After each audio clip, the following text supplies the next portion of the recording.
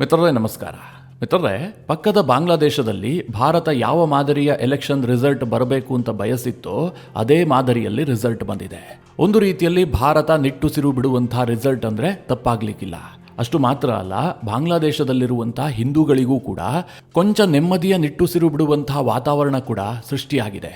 ಯಾಕೆ ಕೇಳಿದ್ರೆ, ಬಾಂಗ್ಲಾದೇಶದಲ್ಲಿ ಬಾಂಗ್ಲಾದೇಶ್ ನ್ಯಾಷನಲಿಸ್ಟ್ ಪಾರ್ಟಿ ಅಥವಾ BNP ಪಕ್ಷ ಏನಿದೆ ಅದು ಭರ್ಜರಿ ವಿಕ್ಟರಿಯನ್ನು ಸಾಧಿಸಿದೆ. ಸದ್ಯದ ಸ್ಥಳೀಯ ಮಾಧ್ಯಮಗಳ ವರದಿಯ ಪ್ರಕಾರ BNPಗೆ 2/3 ಮೆಜಾರಿಟಿ ಸಿಗುತ್ತೆ. ಇನ್ನೊಂದು ಕಡೆಯಲ್ಲಿ ಬಾಂಗ್ಲಾದೇಶದಲ್ಲಿ ಭಾರಿ ನಿರೀಕ್ಷೆ ಇಟ್ಟುಕೊಂಡಿದ್ದಂತಹ ಬಾಂಗ್ಲಾದೇಶದ ಜಮಾತೆ ಇಸ್ಲಾಮಿ ಮುಗ್ಗರಿಸಿ ಬಿದ್ದಿದೆ. ಹಾಗೆ ಶೇಖ್ ಹಸೀನಾರನ್ನ ಅಧಿಕಾರದಿಂದ ಇಳಿಸುವಲ್ಲಿ ಮಹತ್ವದ ಪಾತ್ರವನ್ನು ವಹಿಸಿ ನಂತರ ಒಂದು ಪಾರ್ಟಿ ಕಟ್ಟಿಕೊಂಡಿದ್ದಂತಹ NCPಯೂ ಕೂಡ ಮುಗ್ಗರಿಸಿದೆ. ಜನ ಈ ಪ್ರಭೂತಿಗಳನ್ನೆಲ್ಲ ತಿರಸ್ಕಾರ ಮಾಡಿ ಬಾಂಗ್ಲಾದೇಶದಲ್ಲಿ ಮುಂದಿನ ಪ್ರಧಾನಿಯಾಗಿ ತಾರಿಕ್ ರೆಹಮಾನ್ ಅಧಿಕಾರ ನಡೆಸಬೇಕು ಅಂತ BNP ಪಕ್ಷಕ್ಕೆ ಭರ್ಜರಿಯಾದಂತಹ ಮೆಜಾರಿಟಿಯನ್ನು ಕೊಟ್ಟಿದ್ದಾರೆ. ಹಾಗಾದ್ರೆ ಈ ಚುನಾವಣಾ ಫಲಿತಾಂಶದ ಪರಿಣಾಮ ಏನಾಗುತ್ತೆ? ಭಾರತ ಮತ್ತು ಬಾಂಗ್ಲಾದೇಶದ ಸಂಬಂಧ ಸುಧಾರಣೆ ಆಗತ್ತಾ? ಬಾಂಗ್ಲಾದಲ್ಲಿ ಹಿಂದೂಗಳ ಸ್ಥಿತಿ ಇನ್ನೊಂದು ಸ್ವಲ್ಪ ಬೆಟರ್ ಆಗತ್ತಾ? ಅವರು ನೆಮ್ಮದಿಯಿಂದ ಬದುಕುವಂತಹ ವಾತಾವರಣ ನಿರ್ಮಾಣ ಆಗತ್ತಾ? ಬಾಂಗ್ಲಾದೇಶದಲ್ಲಿ BNP ಅಧಿಕಾರಕ್ಕೆ ಬರಬೇಕು ಅಂತ ಭಾರತ ಸರ್ಕಾರ ಯಾಕೆ ಬಯಸ್ತಾ ಇತ್ತು? ಮೋದಿ ಸರ್ಕಾರಕ್ಕೂ BNP ಪಕ್ಷಕ್ಕೂ ಉತ್ತಮವಾದಂತಹ ಸಂಬಂಧ ಇದೆಯಾ? ತಾರಿಕ್ ರೆಹಮಾನ್ ಎಂತಹ ಸ್ವಭಾವದ ನಾಯಕ?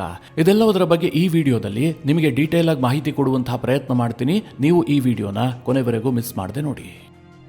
ಮಿತ್ರರೇ, ಬಾಂಗ್ಲಾದೇಶದಲ್ಲಿ ಫೆಬ್ರವರಿ 12 ಅಂದ್ರೆ ನಿನ್ನೆ ಎಲೆಕ್ಷನ್ ನಡೆದಿತ್ತು, ಸಾರ್ವತ್ರಿಕ ಚುನಾವಣೆ. ಬಾಂಗ್ಲಾದ ಸಂಸತ್ತಿನಲ್ಲಿರುವಂತಹದ್ದು ಒಟ್ಟು 350 ಸೀಟ್ಗಳು. ಅದರಲ್ಲಿ 300 ಸೀಟ್ಗಳು ಜನರಿಂದ ಆಯ್ಕೆ ಆದ್ರೆ ಇನ್ನು 50 ಸೀಟ್ಗಳನ್ನ ಮಹಿಳೆಯರಿಗೆ ಮೀಸಲಿಡಲಾಗಿರುತ್ತೆ. ಅದಕ್ಕೆ ಚುನಾವಣೆ ನಡೆಯೋದಿಲ್ಲ. ಈ 300 ಕ್ಷೇತ್ರಗಳಿಗೆ ಚುನಾವಣೆಯನ್ನ ಘೋಷಿಸಲಾಗಿತ್ತು. ಆದರೆ ಒಬ್ಬ ಅಭ್ಯರ್ಥಿ ತೀರ್ಕೊಂಡ ಕಾರಣದಿಂದಾಗಿ 299 ಕ್ಷೇತ್ರಗಳಿಗೆ ಚುನಾವಣೆಯನ್ನ ನಡೆಸಲಾಗಿತ್ತು. ಬಾಂಗ್ಲಾದೇಶದಲ್ಲಿ ಈ ಬಾರಿ ಮುಖ್ಯವಾಗಿ ಚುನಾವಣಾ ಕಣದಲ್ಲಿದ್ದಿದ್ದು ಎರಡೇ ಪಕ್ಷ. ಒಂದು ಕಡೆ BNP, ಇನ್ನೊಂದು ಕಡೆ ಜಮಾತೆ ಇಸ್ಲಾಮಿ. ಇವರಿಬ್ಬರ ನಡುವೆ ನೇರ ಫೈಟ್ ಇತ್ತು. BNPಯೂ ಕೂಡ ಕೆಲ ಸಣ್ಣ ಪುಟ್ಟ ಪಕ್ಷಗಳೊಂದಿಗೆ ಮೈತ್ರಿ ಮಾಡಿಕೊಂಡಿತ್ತು. ಇನ್ನೊಂದು ಕಡೆಯಲ್ಲಿ ಜಮಾತೆ ಇಸ್ಲಾಮಿ NCPಯ ಜೊತೆಗೆ ಮೈತ್ರಿ ಮಾಡಿಕೊಂಡಿತ್ತು. ಈ NCP ಇದೆಯಲ್ಲ, ಈ ಹಿಂದೆ ಶೇಖ್ ಹಸೀನಾ ವಿರುದ್ಧವಾಗಿ ಒಂದು ದೊಡ್ಡ ಸಂಘಟಿತ ಹೋರಾಟ ಮಾಡಿದ್ರಲ್ಲ ವಿದ್ಯಾರ್ಥಿಗಳು.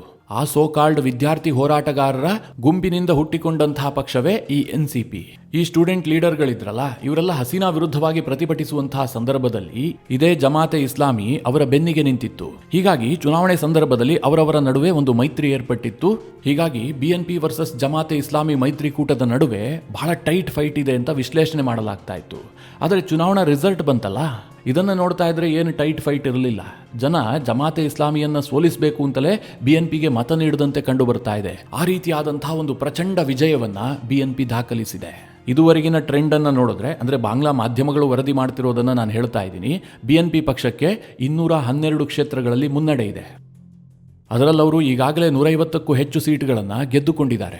ಉಳಿದಂತಹ ಕೆಲ ಕ್ಷೇತ್ರಗಳಲ್ಲಿ ಅವರು ಮುನ್ನಡೆಯನ್ನು ಸಾಧಿಸಿದರೆ ಅವರೇ ಗೆಲ್ಲುವಂತಹ ಸಾಧ್ಯತೆಗಳಿದ್ದಾವೆ. ಅಂದ್ರೆ ಖಾಲಿದಾ ಜಿಯಾ ಅವರ ಪುತ್ರ ತಾರಿಕ್ ರೆಹಮಾನ್ ಮುಂದಿನ ಪ್ರಧಾನಮಂತ್ರಿ ಆಗುವಂತಹದ್ದು ಫಿಕ್ಸ್ ಆಗಿದೆ. ಮಿತ್ರರೇ, ಈ ಸಂದರ್ಭದಲ್ಲಿ ಎಲೆಕ್ಷನ್ ಹೇಗೆ ನಡೆಸಲಾಯಿತು, ಒಂದು ಪಾರದರ್ಶಕವಾಗಿ ಚುನಾವಣೆ ನಡೆದಿದೆಯಾ ಅಂತ ಕೆಲವರಿಗೆ ಪ್ರಶ್ನೆ ಇರಬಹುದು.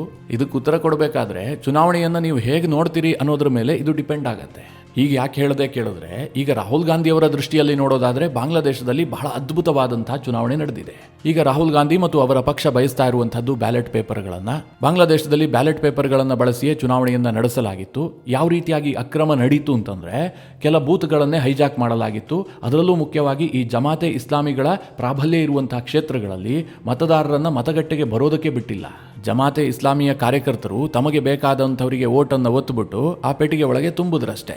ಈಗೇನು ಜಮಾತೆ ಇಸ್ಲಾಮಿಗೆ ಕೆಲವೊಂದಷ್ಟು ಸೀಟ್ಗಳು ಬರ್ತಾ ಇದಾವಲ್ಲ, ಅದೇನು ರಿಯಲ್ ಗೆಲುವಲ್ಲ.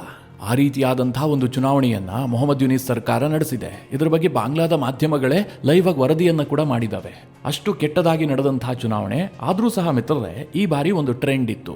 ಅದೇನು ಕೇಳಿದ್ರೆ, ಒಂದು ದೊಡ್ಡ ರೆವಲ್ಯೂಷನ್ ಆಗಿತ್ತಲ್ಲ. ಬಾಂಗ್ಲಾದೇಶದವರ ಪ್ರಕಾರ ಒಂದು ದೊಡ್ಡ ಕ್ರಾಂತಿಯೇ ಅದು. 15 ವರ್ಷದಿಂದ ಅಧಿಕಾರದಲ್ಲಿದ್ದಂತಹ ಶೇಖ್ ಹಸೀನಾರನ್ನ ದೇಶ ಬಿಟ್ಟು ಓಡಿಸಲಾಗಿತ್ತಲ್ಲ. ಅದಾದ ಬಳಿಕ ಕಳೆದ 18 ತಿಂಗಳಿನಿಂದ ಮೊಹಮ್ಮದ್ ಯೂನಿಸ್ ಅಧಿಕಾರವನ್ನು ನಡೆಸ್ತಾ ಇದ್ದ. ಈತ ಬಾಂಗ್ಲಾದೇಶದಲ್ಲಿ ಅನೇಕ ಅಧ್ವಾನಗಳನ್ನು ಸೃಷ್ಟಿಸಿದ್ದ. ಜನರ ಆಕ್ರೋಶ ಜಾಸ್ತಿ ಇತ್ತು. ಒಂದು ಕಡೆ ಮೈನಾರಿಟಿಯ ಮೇಲೆ ವಿಪರೀತವಾಗಿ ದಾಳಿ ಆಗ್ತಾ ಇತ್ತು. ಪಕ್ಕದಲ್ಲಿದ್ದಂತಹ ಭಾರತವನ್ನ ಕೆಣಕಿದ್ದ. ಭಾರತ ಮತ್ತು ಬಾಂಗ್ಲಾದ ಸಂಬಂಧ ಹಾಳಾಗಿತ್ತು. ಬಾಂಗ್ಲಾದ ಆರ್ಥಿಕತೆ ಬಹಳ ಕುಸಿತವನ್ನು ದಾಖಲಿಸಿತ್ತು. ಬಾಂಗ್ಲಾದ ಎಕ್ಸ್ಪೋರ್ಟ್ಗೆ ಹೊಡೆತ ಬಿದ್ದಿತ್ತು. ಹೀಗಾಗಿ ಜನ ಒಂದು ದೊಡ್ಡ ಬದಲಾವಣೆಯನ್ನು ಬಯಸ್ತಾ ಇದ್ರು.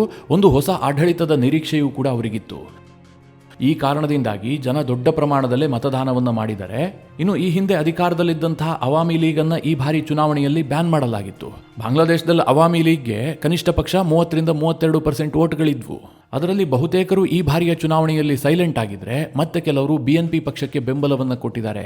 ಯಾಕೆ ಅಂತಂದ್ರೆ ತಾರಿಕ್ ರೆಹಮಾನ್ ಒಂದು ಭರವಸೆಯನ್ನಂತೂ ಮೂಡಿಸಿದ್ರು. ತಾರಿಕ್ ರೆಹಮಾನ್ ಕಳೆದ 17 ವರ್ಷಗಳಿಂದ ಬಾಂಗ್ಲಾದೇಶದಲ್ಲಿ ಇರಲಿಲ್ಲ. ಅವರು UKಯಲ್ಲಿದ್ರು. ಕಳೆದ ಡಿಸೆಂಬರ್ 25ನೇ ತಾರೀಕು ಅವರು ಬಾಂಗ್ಲಾದೇಶಕ್ಕೆ ಎಂಟ್ರಿ ಕೊಡ್ತಾರೆ. ಬಾಂಗ್ಲಾದೇಶಕ್ಕೆ ತಾರಿಕ್ ರೆಹಮಾನ್ ಬಂದಂತಹ ವಾರದೊಳಗಾಗಿ ಖಾಲಿದಾ ಜಿಯಾರ ಸಾವು ಕೂಡ ಆಗತ್ತೆ. ತಾರಿಕ್ ರೆಹಮಾನ್ ಬಾಂಗ್ಲಾದ BNP ಪಕ್ಷದ ನೇತೃತ್ವವನ್ನು ವಹಿಸಿಕೊಂಡ ಬಳಿಕ ಜನರಿಗೊಂದು ಭರವಸೆ ಕೊಟ್ಟರು. ನನ್ನ ಬಳಿಯಲ್ಲಿ ಭವಿಷ್ಯದ ಬಾಂಗ್ಲಾಗೋಸ್ಕರವಾಗಿ ಒಂದು ಪ್ಲಾನ್ ಇದೆ. ಆ ಪ್ಲಾನ್ನೊಂದಿಗೆ ನಾನು ಬಾಂಗ್ಲಾದ ರಾಜಕಾರಣಕ್ಕೆ ಎಂಟ್ರಿ ಆಗ್ತಾ ಇದ್ದೀನಿ. ಬಾಂಗ್ಲಾದ ಭವಿಷ್ಯವನ್ನ ನಾನು ಉಜ್ವಲ ಮಾಡ್ತೀನಿ. ಬಾಂಗ್ಲಾದಲ್ಲಿ ಇನ್ನು ಮುಂದೆ ಈ ರೀತಿಯಾದಂತಹ ಧಾರ್ಮಿಕ ಕಿತ್ತಾಟಗಳಿಗೆ ಅವಕಾಶ ಕೊಡೋದಿಲ್ಲ. ಎಲ್ಲರನ್ನೂ ಒಳಗೊಂಡಂತಹ ಬಾಂಗ್ಲಾವನ್ನ ನಿರ್ಮಾಣ ಮಾಡ್ತೀನಿ. ಅಲ್ಲಿ ಹಿಂದೂಗಳು ಇರ್ತಾರೆ, ಕ್ರಿಶ್ಚಿಯನ್ನರು ಇರ್ತಾರೆ, ಬೌದ್ಧರು ಇರ್ತಾರೆ, ಜೊತೆಗೆ ಮುಸ್ಲಿಮರು ಕೂಡ ಇರ್ತಾರೆ. ಬಾಂಗ್ಲಾ ಕೇವಲ ಮುಸ್ಲಿಮರ ನಾಡಲ್ಲ ಹೀಗಂತ ಬಿಂಬಿಸುವಂತಹ ಯತ್ನ ಮಾಡಿದ್ರು. ಹೀಗಾಗಿ ಮೈನಾರಿಟಿಯನ್ನ ರೀಚ್ ಆಗುವಂತಹ ಪ್ರಯತ್ನವನ್ನ ಕೂಡ ತಾರಿಕ್ ರೆಹಮಾನ್ ಮಾಡಿದ್ರು. ಇನ್ನೊಂದು ಕಡೆಯಲ್ಲಿ ಮಿತ್ರರೇ, ಈ ಜಮಾತೆ ಇಸ್ಲಾಮಿ ಇದೆಯಲ್ಲ, ಇದು ಬಾಂಗ್ಲಾದೇಶದಲ್ಲಿ ಕಟ್ಟರ್ ಇಸ್ಲಾಮಿಕ್ ಪಕ್ಷ. ಇವರ ಬಗ್ಗೆ ಬಾಂಗ್ಲಾದೇಶದ ಜನರಿಗೆ ಸಹಜವಾಗಿ ಒಂದು ಭಯ ಇತ್ತು. ಒಂದು ಸ್ವಲ್ಪ ಜನ ಇವರನ್ನ ಬೆಂಬಲಿಸಬಹುದು, ಆದರೆ ಬಹಳ ದೊಡ್ಡ ಸಂಖ್ಯೆಯಲ್ಲಿ ಬಾಂಗ್ಲಾದೇಶದಲ್ಲಿ ಇವರನ್ನ ವಿರೋಧಿಸ್ತಾರೆ. ನಿಮಗೆ ಈ ಜಮಾತೆ ಇಸ್ಲಾಮಿಯ ಇತಿಹಾಸವನ್ನ ಈ ಹಿಂದೆಯೇ ಹೇಳಿದ್ದೀನಿ. ಇವರು ಬಾಂಗ್ಲಾದೇಶ 1971ರಲ್ಲಿ ಸ್ವತಂತ್ರಗೊಳ್ತಲ್ಲ, ಆ ಸಂದರ್ಭದಲ್ಲಿ ಅದರ ವಿರುದ್ಧವಾಗಿದ್ದಂಥವ್ರು, ಪಾಕಿಸ್ತಾನಕ್ಕೆ ಬೆಂಬಲವಾಗಿ ನಿಂತಂಥವ್ರು. 1971ರಲ್ಲಿ ಬಾಂಗ್ಲಾ ಜನರ ಮೇಲೆ ಪಾಕಿಸ್ತಾನದ ಸೇನೆ ಮಾಡಿದಂತಹ ಕ್ರೌರ್ಯಗಳಿಗೆ ಬೆಂಗಾವಲಾಗಿ ನಿಂತಿದ್ದೇ ಈ ಜಮಾತೆ ಇಸ್ಲಾಮಿ. ಅವರನ್ನ ದೇಶದ್ರೋಹಿಗಳು ಅಂತಲೇ ಟ್ರೀಟ್ ಮಾಡಲಾಗ್ತಾ ಇತ್ತು. ಶೇಖ್ ಹಸೀನಾ ಅಧಿಕಾರದಲ್ಲಿದ್ದಂತಹ ಸಂದರ್ಭದಲ್ಲಿ ಈ ಜಮಾತೆ ಇಸ್ಲಾಮಿಯನ್ನ ಬ್ಯಾನ್ ಮಾಡಲಾಗಿತ್ತು. ಈ ಜಮಾತೆ ಇಸ್ಲಾಮಿ ಎಂತಹ ಮನಸ್ಥಿತಿಯನ್ನು ಹೊಂದಿದೆ ಅಂತಂದ್ರೆ, ಈಗ ಅಫ್ಘಾನಿಸ್ತಾನದಲ್ಲಿ ತಾಲಿಬಾನಿಗಳು ಆಡಳಿತ ನಡೆಸ್ತಾ ಇದ್ದಾರಲ್ಲ, ಅಲ್ಲಿ ಮಹಿಳೆಯರಿಗೆ ಅವಕಾಶ ಇಲ್ಲ, ಮಹಿಳೆಯರು ಶಿಕ್ಷಣ ಪಡೆಯುವಂತಿಲ್ಲ, ಬುರ್ಕಾ ಧರಿಸ್ಕೊಂಡೇ ಇರಬೇಕು, ಪುರುಷರಿಲ್ಲದೆ ಮಹಿಳೆಯರು ಹೊರಗೆ ಬರುವಂತಿಲ್ಲ, ಈ ರೀತಿಯ ಕಾನೂನುಗಳನ್ನ ಬಾಂಗ್ಲಾದೇಶದಲ್ಲಿ ಜಾರಿಗೆ ತರಬೇಕು ಅಂತ ಈ ಜಮಾತೆ ಇಸ್ಲಾಮಿ ಬಯಸಿತ್ತು. ಅವರು ಎಷ್ಟರ ಮಟ್ಟಿಗೆ ಮಹಿಳಾ ವಿರೋಧಿಗಳು ಅಂತಂದ್ರೆ, ಈ ಬಾರಿಯ ಚುನಾವಣೆಯಲ್ಲಿ ಜಮಾತೆ ಇಸ್ಲಾಮಿಯಿಂದ ಓರ್ವ ಮಹಿಳಾ ಅಭ್ಯರ್ಥಿಗೂ ಕೂಡ ಟಿಕೆಟ್ ಕೊಟ್ಟಿರಲಿಲ್ಲ. ಹೀಗಾಗಿ ಬಾಂಗ್ಲಾದೇಶದ ಮಹಿಳೆಯರಿಗೂ ಕೂಡ ಒಂದು ಆತಂಕ ಇತ್ತು. ಒಂದು ವೇಳೆ ಈ ಜಮಾತೆ ಇಸ್ಲಾಮಿ ಏನಾದರೂ ಅಧಿಕಾರಕ್ಕೆ ಬಂದ್ರೆ ಮುಂದೆ ನಮ್ಮ ಕತೆ ಏನು ಅಂತ. ಇದೆಲ್ಲ ಒಂದು ರೀತಿಯಲ್ಲಿ ತಾರಿಕ್ ರೆಹಮಾನ್ಗೆ ಮತ್ತು ಅವರ ಪಕ್ಷ BNPಗೆ ವರ ಆಯಿತು. ಈಗ ತಾರಿಕ್ ರೆಹಮಾನ್ ಬಾಂಗ್ಲಾದೇಶದಲ್ಲಿ ಪ್ರಧಾನಮಂತ್ರಿ ಆಗೋದ್ರಿಂದ, ಅಂದ್ರೆ BNP ಪಕ್ಷ ಅಧಿಕಾರಕ್ಕೆ ಬರೋದ್ರಿಂದ ಭಾರತದ ಮೇಲೆ ಏನು ಪರಿಣಾಮ ಆಗುತ್ತೆ? ಬಾಂಗ್ಲಾದೇಶ ಮತ್ತು ಭಾರತದ ಸಂಬಂಧ ಸುಧಾರಣೆ ಆಗುತ್ತಾ? ಭಾರತ ಸರ್ಕಾರ ಮತ್ತು ತಾರಿಕ್ ರೆಹಮಾನ್ ನಡುವಿನ ಸಂಬಂಧ ಹೇಗಿದೆ ಅಂತ ನೋಡೋದಾದ್ರೆ, ಬಾಂಗ್ಲಾದೇಶದಲ್ಲಿ ಶೇಖ್ ಹಸೀನಾ ಅಧಿಕಾರ ಎಂಡಾಗಿ ನಂತರ ಮೊಹಮ್ಮದ್ ಯೂನಿಸ್ ಅಧಿಕಾರಕ್ಕೆ ಬಂದನಲ್ಲ, ಆ ದಿನದಿಂದಲೂ ಕೂಡ ಭಾರತ ಬಾಂಗ್ಲಾದೇಶವನ್ನ ಬಹಳ ಕ್ಲೋಸ್ ಆಗಿ ಮಾನಿಟರ್ ಮಾಡ್ತಾ ಇದೆ. ಹೀಗಾಗಿ ಭಾರತ ಸರ್ಕಾರ ಈ ಬಾರಿ ಬಾಂಗ್ಲಾದೇಶದಲ್ಲಿ BNP ಪಕ್ಷ ಅಧಿಕಾರಕ್ಕೆ ಬರಬೇಕು ಅನ್ನುವಂತಹ ಬಯಕೆಯನ್ನು ಹೊಂದಿತ್ತು. ಅವರ ಜೊತೆಗೆ ಸಂಬಂಧವನ್ನು ಬೆಳೆಸೋದಕ್ಕೂ ಕೂಡ ಉತ್ಸಾಹವನ್ನು ತೋರಿಸಿತ್ತು. ಯಾಕೆ ಅಂತಂದ್ರೆ ಭಾರತಕ್ಕೆ ಆಪ್ಷನ್ ಇರಲಿಲ್ಲ. ನಾನು ಈ ಮೊದಲೇ ಹೇಳಿದ್ದೀನಿ, ಬಾಂಗ್ಲಾದೇಶದಲ್ಲಿ ಚುನಾವಣೆಯನ್ನ ಕಂಟೆಸ್ಟ್ ಮಾಡಿದ್ದೇ 2 ಪ್ರಬಲ ಪಕ್ಷಗಳು. ಭಾರತ ಇಬ್ಬರೊಳಗೆ ಒಬ್ಬರನ್ನ ಆಯ್ಕೆ ಮಾಡ್ಕೊಳ್ಬೇಕಾಗಿತ್ತು. ಜಮಾತೆ ಇಸ್ಲಾಮಿಯನ್ನಂತೂ ಭಾರತ ಆಯ್ಕೆ ಮಾಡ್ಕೊಳ್ಳೋದಕ್ಕೆ ಸಾಧ್ಯವೇ ಇಲ್ಲ. ಅವರು ಭಾರತ ವಿರೋಧಿ ನೀತಿಗಳಿಂದಲೇ ಹೆಚ್ಚು ಪ್ರಖ್ಯಾತಿಯನ್ನು ಗಳಿಸಿದಂತಹ ಪಕ್ಷ ಅದು. ಜಮಾತೆಯ ನಾಯಕರ ರಕ್ತದ ಕಣಕಣದಲ್ಲೂ ಕೂಡ ಹಿಂದೂ ವಿರೋಧಿ ನೀತಿ ಇದೆ. ಹೀಗಾಗಿ ಜಮಾತೆ ಇಸ್ಲಾಮಿ ಬಾಂಗ್ಲಾದಲ್ಲಿ ಅಧಿಕಾರದಿಂದ ದೂರ ಇರಬೇಕು ಅನ್ನುವಂತಹ ಬಯಕೆ ಭಾರತಕ್ಕೂ ಕೂಡ ಇತ್ತು. ಇನ್ನೊಂದು ಕಡೆಯಲ್ಲಿ BNPಯ ಜೊತೆಗೆ ಎಂಗೇಜ್ ಆಗೋದಕ್ಕೆ ಭಾರತ ಸರ್ಕಾರವೂ ಕೂಡ ಪ್ರಯತ್ನ ಮಾಡಿತು. ನಿಮಗೆಲ್ಲ ಗೊತ್ತೇ ಇದೆ, ಈ ಹಿಂದೆಯೂ ಕೂಡ ನಾನು ವಿವರಿಸಿದ್ದೆ. ಯಾವಾಗ ಖಾಲಿದಾ ಜಿಯಾ ಆಸ್ಪತ್ರೆಯನ್ನ ಸೇರ್ಕೊಂಡ್ರೋ ಭಾರತದ ಪ್ರಧಾನಿ ಅವರಿಗೆ ಶುಭ ಹಾರೈಸಿದ್ರು. ಅವರು ಆದಷ್ಟು ಶೀಘ್ರವಾಗಿ ಗುಣಮುಖರಾಗಲಿ ಅಂತ ಬಯಸಿದ್ರು. ಅನಂತರ ಖಾಲಿದಾ ಜಿಯಾ ತೀರ್ಕೊಂಡಂತಹ ಸಂದರ್ಭದಲ್ಲಿ ಪ್ರಧಾನಿ ನರೇಂದ್ರ ಮೋದಿ ಅವರು ವಿದೇಶಾಂಗ ಸಚಿವ S ಜೈಶಂಕರ್ ಅವರನ್ನ ಬಾಂಗ್ಲಾದೇಶಕ್ಕೆ ಕಳುಹಿಸಿದ್ರು. ಅವರ ಅಂತ್ಯಕ್ರಿಯೆಯಲ್ಲಿ S ಜೈಶಂಕರ್ ಭಾಗಿಯಾಗಿದ್ರು.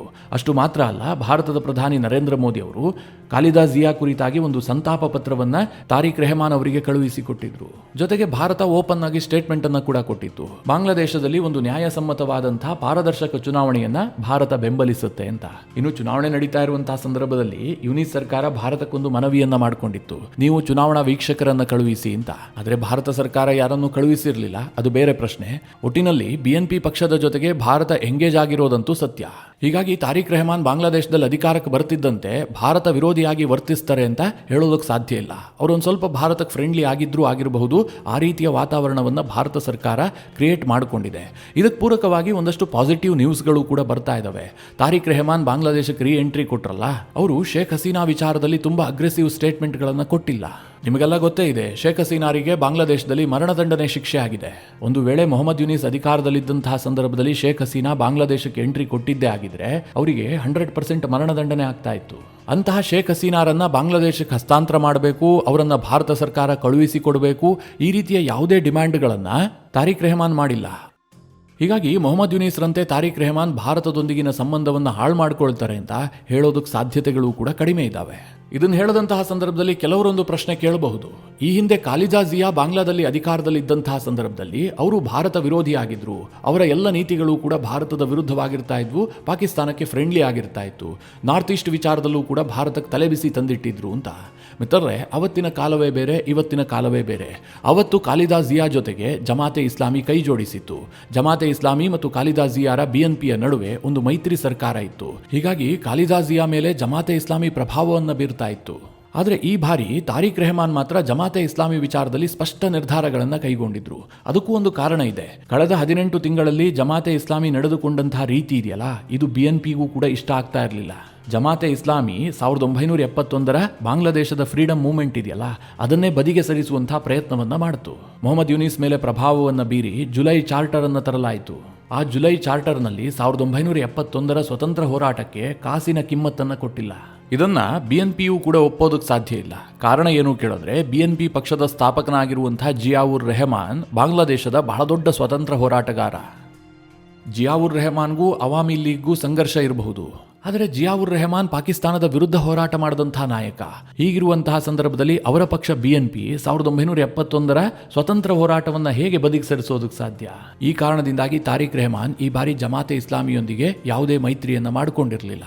ಸದ್ಯದ ಎಲ್ಲ ಟ್ರೆಂಡ್ಗಳನ್ನು ನೋಡಿದ್ರೆ ತಾರಿಕ್ ರೆಹಮಾನ್ ಬಾಂಗ್ಲಾದೇಶದಲ್ಲಿ ಪ್ರಧಾನಮಂತ್ರಿಯಾಗಿ ಒಂದು ಸ್ಟೇಬಲ್ ಆದಂತಹ ಗವರ್ನಮೆಂಟ್ ಕೊಡುವಂತಹ ಎಲ್ಲಾ ಸಾಧ್ಯತೆಗಳು ಕೂಡ ಕಂಡು ಬರ್ತಾ ಇದ್ದಾವೆ. ಕಳೆದ 18 ತಿಂಗಳಲ್ಲಿ ನಿರಂತರವಾಗಿ ಹಿಂದೂಗಳ ಮೇಲೇನು ದೌರ್ಜನ್ಯಗಳಾಗಿದ್ದಾವೆ, ಇದು ಇನ್ಮುಂದೆ ಸ್ವಲ್ಪ ಪ್ರಮಾಣದಲ್ಲಿ ಕಡಿಮೆ ಆಗುವಂತಹ ಸಾಧ್ಯತೆಗಳು ಕೂಡ ಗೋಚರಿಸ್ತಾ ಇದ್ದಾವೆ. ಮಿತ್ರರೇ, ಈ ಕುರಿತಾಗಿ ಸಾಕಷ್ಟು ಡೆವಲಪ್ಮೆಂಟ್ಗಳಾಗ್ತವೆ. ಆ ಸಂದರ್ಭದಲ್ಲಿ ನಿಮಗೆ ಡೀಟೇಲ್ ಆಗಿ ತಿಳಿಸ್ಕೊಡುವಂತಹ ಪ್ರಯತ್ನ ಮಾಡ್ತೀನಿ.